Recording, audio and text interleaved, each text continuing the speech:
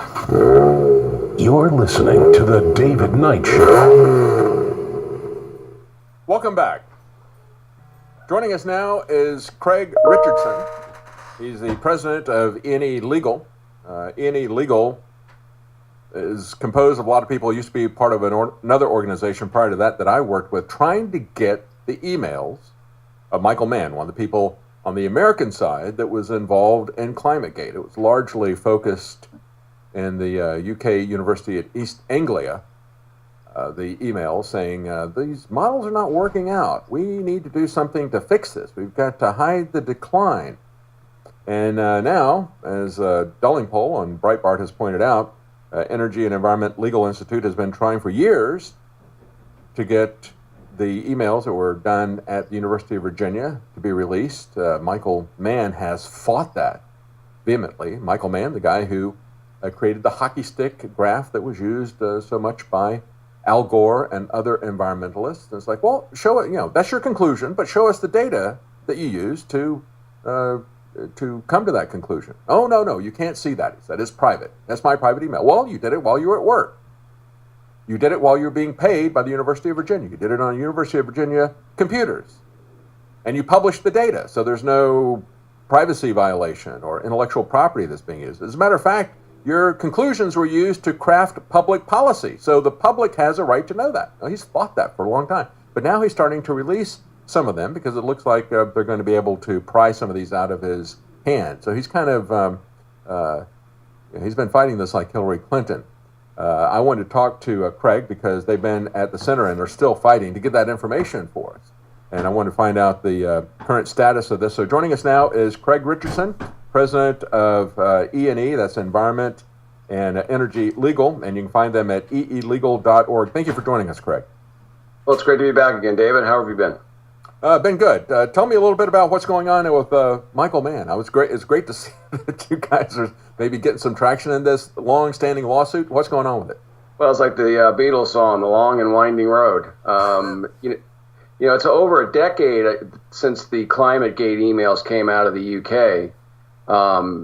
Which caused great scandal at the time because the IPCC, the UN's body pushing this whole charade, was relying on this research. And what came out of this was that there was this working group of people both over in Europe and through the UN and throughout the United States at universities, essentially had been cooking the books. And that's what these emails showed. Like you said in your setup, unfortunately for them, the data just wasn't matching the hysteria, so they were manipulating it, et cetera. So from those emails, we tracked some of the U.S. professors here in the United States, and the most notable or notorious is Michael Mann that you mentioned.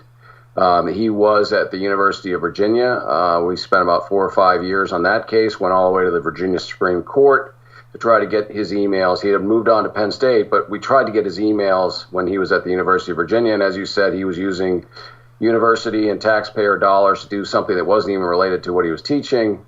And again, we went all the way to the Supreme Court, and unfortunately, it's hard to bring a suit against Jefferson's University in Virginia and win, so we lost at the Supreme Court level.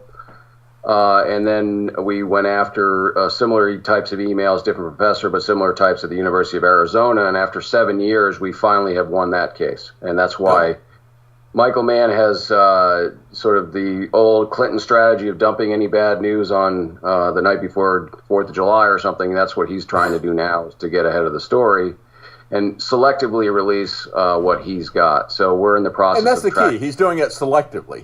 He's only releasing certain emails, and he's redacting stuff, essentially. And yet, even in some of the emails that he's released, it doesn't look good for him, because he's talking about how he's picking this particular set of tree rings and not that particular set, because it gives him the results that he wants. He's cherry picking the data. Yeah, and actually my colleague at the time argued this at the Virginia Supreme Court. If you know that famous military-industrial complex quote from Dwight D. Eisenhower on his way out, the second paragraph in that statement, he talked about the dangers of the federal government basically becoming the funder of research across this country. And he pointed that out because he said essentially, and I'm paraphrasing, what would happen is that the university would essentially bend and kowtow their research to whatever the government wanted it to say. So he saw that very early on, and it's now not just the military industrial complex that's doing that, but it's obviously here the green industrial complex that has been made a heyday out of that. And that's exactly what happens. The government decides to push a policy that's unpopular. It's really socialism when you get down to it, and it's against the will of the people, and they look for those favorable universities that can provide it. And like you said, it's not looking at what the chips are where they fall. It's saying, okay, here's our conclusion, and how do we back into this? And that's what we find time and time again. And it's not just done in this industry. It's done across the board, wherever the federal government has spread its largesse over the last 50 years. And of course, it isn't just a theory that it's going to be a conflict of interest, that they're going to control and dominate academia, as President Eisenhower warned us. We've got a piece from Roger Pilkey. He is a University of Colorado in Boulder professor and political scientist. And he said the problem with these people is that you don't want advisors, especially scientific advisors, to have the perception at the minimum that they're receiving funding from those that they're providing advice to. But that's exactly what's going on. He said in this particular incident, anybody that pushes back with any criticism is instantly opposed full throttle. And they point the finger directly, this is an article from Western Wire, they point the finger directly at Professor Catherine Hayhoe, who was one of the lead authors of this national climate assessment. This is one of the biggest pieces of false alarmism I think we've ever seen. But she's one of the lead people there. And so she gets on the Washington Post as people are criticizing the absurd claims made by this paper that she co-authored that was touted in the media. She says, well, here's 5 myths about climate change. The very first one is it's driven by people who are driven by the money that these scientists get. And yet she doesn't admit that she's getting money from the EPA. Her main clients are the EPA, Fish and Wildlife, and the Federal Highway Administration. Yeah, and we actually, my colleague Steve Malloy, a few years ago under the Obama administration, sued the EPA. Had something called KSAC, which was their scientific advisory committee. And I think it was like 20 out of 22 of the members of the EPA's committee that was advising the EPA were getting EPA grants. Yeah, like you said, no conflict of interest there, right? Right, yeah. And he actually successfully sued that, and then thank God for our new president, or President Trump came in, and then under Pruitt they revamped that whole thing, and a lot of them sort of left in understanding what was going to be happening in a big huff, like you said, and how dare you impugn my integrity? I wear a white lab coat. We never do anything wrong. Argument from authority. But of course, that was one of the key things that Scott Pruitt did when he was there, and that was to push through a rule that said, if you're going to have any research papers or you're going to craft policy, you're going to have to show, as part of your research papers, you're going to have to show your data. And they freaked out. And that's the whole point. That's what you guys were doing there at E&E Legal, trying to get Michael Mann to show his data. And you could see it throughout the EPA. They do not want to show their data. It's one of the reasons why they ran him out of town. Exactly, and which right away is a huge red flag, right? Isn't the whole concept of science to be able to try to prove something, and then that's what peer review means, and then you have all your friends come in and your colleagues, and then they try to trash it, and then you adjust it. I mean, that's why we are where we are in terms of the modern successes of science and medicine. Unfortunately, that process has been hijacked, and these are very, very impactful things these people are working on. All you got to do is look across to Paris. I mean, you see what happens in the end when these policies are implemented, and so that's it. They need to be held accountable. They need to be transparent, and that's the thing that makes me most frustrated. Is Obama came in saying he was going to be the most transparent guy around, and that was certainly not the case. Oh yeah, and when the people see what this is about, and as Mark Moreno pointed out last week, what they sought to impose through Macron in France is only half of what the UN's agenda is really calling for. It's going to be far more devastating than even that situation. All right, stay with us. When we come back, we're going to talk more climate and what is ahead as we've got the continuing battle for control of the earth. That's really the bottom line agenda on this, folks. They want to control our economies and our populations. This is the excuse that they're using for it. We'll be right back. Welcome back. And as we approach Christmas, it's important to remember there are always people who are seeking to enslave you, seeking to rob you. They call us deniers. We call ourselves skeptics because we are scientific in our approach. Science is based on skepticism. So yes, I'm a skeptic. But they call us a denier because to them it is a religion. But folks, what they're trying to do is deny us access to cheap, affordable, clean energy. And as we see in Paris, the people there have finally awakened to this situation. As one of the protesters told the press, they're stealing our lives. They're stealing our lives. People can't afford to go on holiday. They don't have enough money to put away for savings. And it's not just a standard of living, a quality of life that is being stolen from us. It's not just our freedoms that are being stolen from us. It's our very life in many cases. You've got a lot of pensioners because of high taxation throughout Europe and Germany and elsewhere. They can't afford the power bills to heat their homes. And so every winter, you've got pensioners in Europe who are dying because they can't afford to heat their homes. And it affects the longevity of people in many different ways. Having cheap energy affects both your quality of life and your life expectancy. Talk a little bit about some of these frivolous lawsuits that you're fighting at E&E Legal, Craig. We're talking to Craig Richardson at enelegal.org. Well, David, I'm sure you recall that this isn't the first time that the AGs have gotten together to try to shake down the energy industry and by extension to do exactly what you said and drive energy prices through the roof. We had an effort, we revealed an effort a few years ago when Eric Schneiderman, the now disgraced Attorney General in New York, got together with Al Gore and 19 of his buddies, former fellow AGs, and they were going to go across the board and try to go after Exxon, and not only Exxon, but that was when they also went after coalition groups that we work with, like CEI, to try to shut them down, because again, just like the science issue, they didn't like the things that these people were saying. But our emails found, we got into Vermont early on and got all the goods basically, and it showed that this was an effort cooked up by the Rockefeller Foundation in 2012, where they got together with a bunch of the greenies, the lefty groups, and decided that they were going to essentially try to replicate the tobacco settlement of the 90s, only on steroids when you consider the size of the energy industry. And so in the report we saw, it said all we need is a willing attorney general, and they found one in terms of Eric Schneiderman in New York. And when you're the Rockefellers, you basically own the attorney general of New York, and so that was an easy pick for them. And then through our exposing all that, by year's end, CEI had pushed back, and we had revealed that, and there was only two attorneys general left, Schneiderman and the woman from Massachusetts, not surprisingly.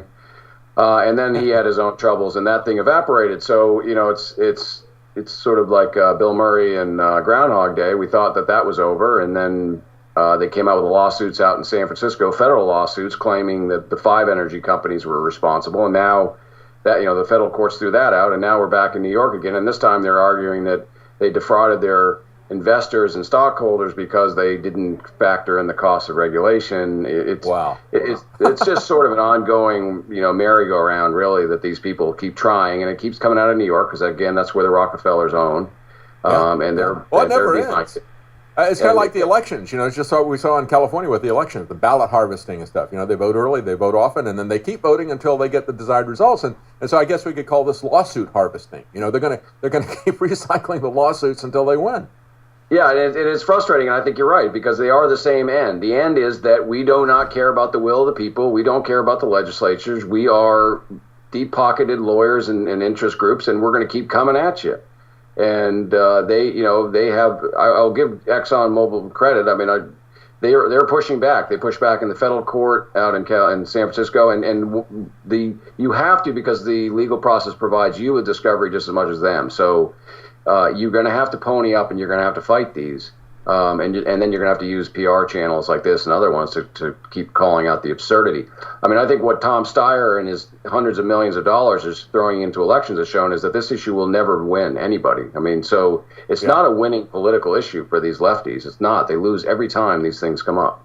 And as people see the consequences for their lives, I mean, certainly you can tell people, we got people who need help, and let's bring them into the country and so forth. And then they see what happens the way that they're doing this. The massive numbers of people that are unvetted that are coming in, and you have a reaction against those types of immigration policies. You're seeing the same type of thing happening now with these energy policies, these carbon mandates and so forth coming from the UN and the globalist agenda, as they see it implemented, it's like, okay, look, I want to have clean energy, but I don't like what you're doing with this, because they're not really about solving that problem. Just like the Paris Climate Accord was not really about doing, even the people who bought into all this man-made climate change through CO2 and so forth, they didn't buy that, because they said, look, you're allowing the biggest and dirtiest producers like China and India to continue to get bigger and dirtier, and you're just redistributing wealth and controlling economies. And so people are starting to understand that's really what their agenda is, in spite of what they may tell us about poor immigrants or about clean energy. We really are starting to see what their agenda is. Right, and we push back, though you're right now, because it's becoming in practice. People are saying, like in Paris, they're seeing what the actual effects are. But even Gina McCarthy, the Obama's last EPA administrator, admitted in front of Congress that it was going to be less than 0.5%. Even if all of their regulations were put into place over 100 years, it was going to lower the temperature by less than 0.5%. And to your point, is that worth destroying and wrecking everybody's economy? But more importantly, energy is what separates the developed world from the developing world. It's what makes, if you look at the progress in the last 100 years, it's because of the advent of electricity. It's not just so we can light our homes, but it's everything related to medical, to quality of life, to health. Everything is related to it. So it's not just like turning the lights out. It's literally destroying people's lives and killing them, like you said. And when they exercise these controls over vehicles like they're doing in France, the agenda behind that, and of course it's all being sold, the UN 2030 Agenda for Sustainability, which is being used to try to ban our mobility, to try to ban private automobiles, to lock us up into the cities, into the smart cities, as they like to call them. That is all being sold on the basis of a clean environment, but it's about taking away our freedom and putting us under the control of the politicians who have always sought to control every aspect of our life, whether it is our housing or our health care or now our transportation. They have finally found the thing that they can do to keep us under their thumb when it comes to movement. They couldn't do it with their monorail systems and their buses and their light rail stuff, so now they're going to do it with their automated Uber taxis and their electric cars, they think, and their confiscatory taxes and outright car bans. Yeah, if you can control energy and transportation, you control everything. And right. and then at the other level of this as well, and you mentioned China and India, that whole thing, and all you have to do is drive through to Detroit to see the outcome of that. That whole thing was to move the manufacturing base over to China. Yeah. They're allowing China, and I think China was up to about one coal-fired power plant every 7 days. I think maybe more like one in every 10 days they're siting there. And ironically, the country which is meeting the Paris Accord targets even without any of this stuff is the United States. I mean, we have the lowest emissions. We're burning clean coal over here. We're burning natural gas. I mean, we're meeting all their targets through technology and innovation. So none of this is anything of what they're talking about other than what you said, which is essentially to control the economy. That's why they're freaking out. Yeah, their narrative is literally burning in front of them. And, as they say, and God bless the people in Paris, we have to do whatever we can to support them. And in France, I mean, they're on the front lines of this, and we have to support what they're doing. Yeah, the biggest danger is that they're going to have the anarchists, the Marxists, and the commies and the Nazis are going to take over those demonstrations. But if they can keep that in line, it's a very important thing. And so for the first time in 75 years, we've now achieved energy, not only independence, but we've become a net exporter of energy out of this country because we've removed some of these irrational constraints on our ability to produce clean energy here in this country. Well, the president ran on that. He said energy dominance, and he went into the coal countries, which were completely devastated by these lefties, whose communities were destroyed, and he said, I'm going to bring them back, and we're going to be number one. And you know what happens? The rest of the world is going, wait a minute, how do we keep up now? And they're looking, and what they're seeing is the shackles of these lefty green policies for 20 years, and that's part of this, too. Even it's not just the populace, it's the people that are running these governments going, how can we compete with the United States if we're shackled with these regulations? You're absolutely right, Craig. It's not just the arrogance of Macron, but it's also the desperation of the globalists. They've got to move quickly, and they're kind of exposing their agenda, and they're making some desperate, stupid moves. We're talking to Craig Richardson. Thank you so much for joining us, Craig, and you can find him at eelegal.org, doing very important work to fight against this takeover of our energy and independence.